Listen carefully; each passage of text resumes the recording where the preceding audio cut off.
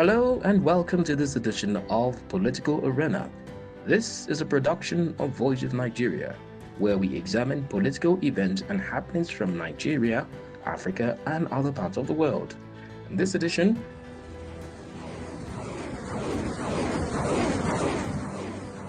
we'll take a look at the Russia-Ukraine conflict.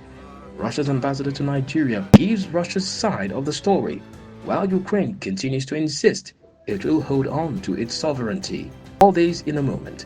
But first, let's find out happenings from Nigeria, Africa, and other parts of the world. The 2025 summit of former members of Nigeria's National Assembly from the southern region has ended in Abeokuta, Ogun State, southwest Nigeria, with a renewed call for unity, inclusive governance, and economic growth. The summit, with the theme National Unity, Bedrock of National Building, brought together prominent political figures, including the Chief of Staff to the President and former Speaker of the House of Representatives, Femi Gbajabiamila, former Senate President Ken Nnamani, the former Speaker, Yakubu Dogara, amongst others. Our differences are not a weakness, unless we choose to turn an asset into a liability. Our diversity can be a unifying force. We can draw strength and inspiration from the scintillating variety of culture, music, arts, and traditions that we have here and that are so greatly admired across the world. Away from Nigeria, the High Military Court of the Democratic Republic of Congo has ordered the reopening of proceedings in the trial of former President Joseph Kabila, delaying the expected verdict following a request by the civil party representing the Congolese state to reclassify the charges as espionage. The court had initially planned to issue a verdict in absentia against Kabila. Kabila had faced charges including treason, participation in an insurrection, and crimes against humanity, linked to allegations of his involvement with the M23 group, with the death penalty having been sought. In the Middle East, Qatar's Prime Minister and Minister of Foreign Affairs, Mohammed bin Abdul Rahman Al Thani, has declared that his country would confront any threat to its sovereignty by all means guaranteed under international law, following Israel's strikes against the capital Doha. Thani described the Israeli attack as barbaric, calling it an act of terrorism. The Prime Minister also denounced the timing of the strikes, noting that Qatar was actively hosting negotiations aimed at achieving a ceasefire in Gaza and securing the release of Hamas-held captives. On his part, Israeli Prime Minister Benjamin Netanyahu says his country would continue to target Hamas wherever they may be. Israel acted wholly independently, and we take full responsibility for this action. Those are some of the happenings from the political scene around the world. Political Arena will be back shortly.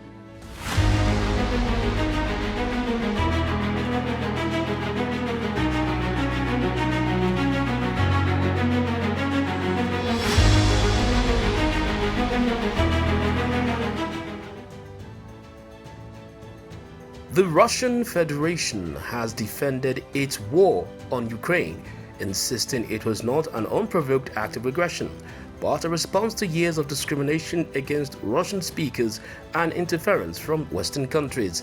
At a press briefing in Abuja, Russian ambassador to Nigeria, Andrei Pudoshev, said the conflict did not commence in 2022, but rather in 2014 following a coup d'etat in the Ukrainian capital Kiev that led to the collapse of the elected government. Following the violent confrontation on Kyiv Central Square, the official Ukrainian leadership and opposition representatives reached an agreement on the political transformation of the country and the holding of early elections. The guarantors of the agreements between government and opposition were France, was represented by Laurent Fabius, former Minister of Foreign Affairs, Germany, Steinmeier, Mr. Steinmeier, and Poland, Foreign Minister Radoslav Sikorski. However, just a few days later, after signing the appropriate agreement, The opposition carried out a coup d'etat and seized the power. The former president of Ukraine, Yanukovych, in order to avoid a bloody scenario, was forced to flee the country.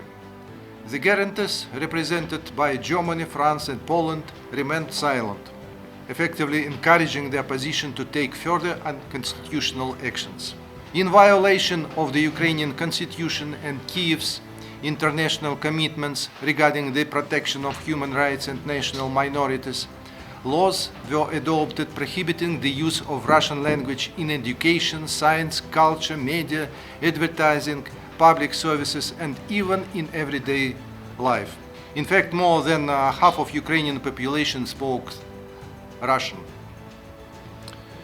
Monuments were being dismantled everywhere, not only those dedicated to Russian poets like Alexander Pushkin, writers and composers, but also to soldiers and officers who had liberated the country from the Nazi occupation during the Great Patriotic War. On the accusation that Russia unilaterally seized the region of Crimea, Ambassador Pudlyshev said Crimea chose to join the Russian Federation in 2014 after a referendum, while people in the Donbas region took up arms against the Kiev government. So-called friendship trains carrying nationalist militants were sent to conduct unlawful actions against the people of Crimea, while a military campaign using heavy weaponry and military aircrafts was launched against the residents of Donbas. Initially, Russia did not have any intention of any territorial expansion, contrary to the frequent accusations. It only acted to protect Russian-speaking population of Donetsk and Lugansk People Republics, and to respond to their official appeal to support. He insisted that Russia tried to resolve the conflict through the Minsk peace accords signed in 2014 and 2015. Why did the Minsk agreements not satisfy Ukraine? And how did Russia view them? The implementation of Minsk agreements, in fact, envisaged the transformation of Ukraine on principles of federal states. What was wrong with that? The examples of Russia and Nigeria, among other countries, demonstrate that a federation allows regions to preserve their unequal characteristics, both cultural and linguistic. Russia considered the Minsk agreements as a mechanism for peaceful reintegration of Donetsk and Lugansk regions into Ukraine. How then should Russia's action be assessed under international law, if done without bias? Western countries, while citing the provisions of the United Nations Charter, selectively emphasize only the principle of territorial integrity, deliberately ignoring the right of people for self-determination and their obligation to respect human rights and fundamental freedoms for all without distinction as to race, sex, language or religion. The complete ban on the Russian language in every sphere of public life should have caused outrage from those who defend democratic values. Yet, there was silence. The fact that Ukraine remains now the only country in the world where any language has been officially banned doesn't seem to trouble anyone. According to the Russian envoy, by early 2022, Ukrainian forces had massed near the Donbas, preparing to retake the region by force.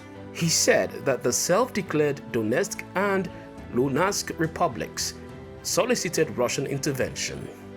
He dismissed Western accusation of territorial expansion, insisting Moscow only acted after receiving appeals on the conditions of peace. The Russian ambassador was emphatic. International legal recognition must be given to the new territorial realities.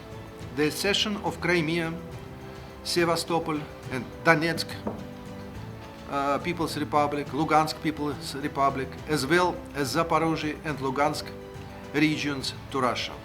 Let us not forget that Zelensky, while in Washington, stated that he was ready to negotiate, but that he would not discuss any territorial issues at all, since the constitution prohibits him from doing so. This is a rather telling point, because ironically enough, even though Ukraine has adopted laws banning the Russian language in virtually all spheres of public and private life, its constitution still contains direct obligation of the state to fully guarantee the rights of the Russian people as well as other national minorities. If Mr. Zelensky is indeed so committed to his constitution, then he should begin with its very first articles, where precisely this obligation is enshrined. For any settlement to move forward, both Kiev and Brussels must accept that compromise is the only option. Instead, they do obstruct reaching any compromises. The EU is seeking only a pause to give Kiev time to prepare for continuing war against Russia. Ukraine's President Volodymyr Zelensky, on his part, has insisted that Ukraine will only negotiate with Russia if it completely withdraws from eastern Ukraine. В Європі Росія завжди ставилась з презирством до об'єднаної Європи. Росія ніколи не вірила, що саме Європа може бути сильною. І цими роками разом з усією командою Європи, з багатьма європейськими лідерами ми довели, що Росія точно помилялась в такому ставленні до Європи і до європейців. The war has displaced millions, killed several thousands, and strained global food and energy markets. Efforts are being made to ensure the war comes to an end. A few weeks ago, US President Donald Trump hosted Russian President Vladimir Putin in Alaska in an attempt to bring cessation to the fighting. Then, a few days after, in Washington, D.C., he also hosted Ukrainian President Volodymyr Zelensky and European Union leaders to a roundtable. While the war continues, there is hope that somehow, somewhere, peace can return to Eastern Europe. In the next edition of Political Arena, we'll be speaking exclusively to Russia's ambassador to Nigeria on his country's plans to ensure that it maintains diplomatic, economic, and political ties with Africa's largest democracy. Join us for the next edition of Political Arena. You can like, subscribe, and share this channel, not forgetting our social media handles and our website. That's www.von.gov.ng. See you next time, and bye for now.